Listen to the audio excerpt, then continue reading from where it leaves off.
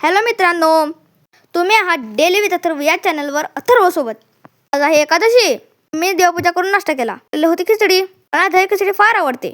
दही जवळच घेऊन बसलो. मग आम्ही जवळच असलेल्या विठ्ठल मंदिरात गेलो. हे बघा मंदिर.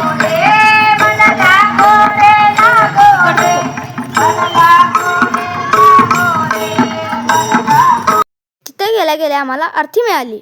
सांगलीचे आमदार गाडगे साहेब साठी आले होते.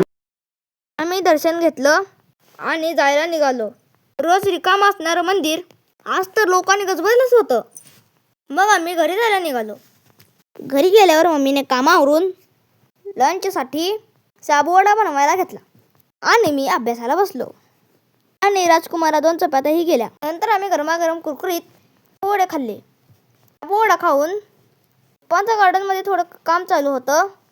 मी त्यांना मदत करायला गेलो. मदत कसली, मी तर खेळतच बसलो. आमच्या घराच्या मागे छोटीशी गार्डन आहे.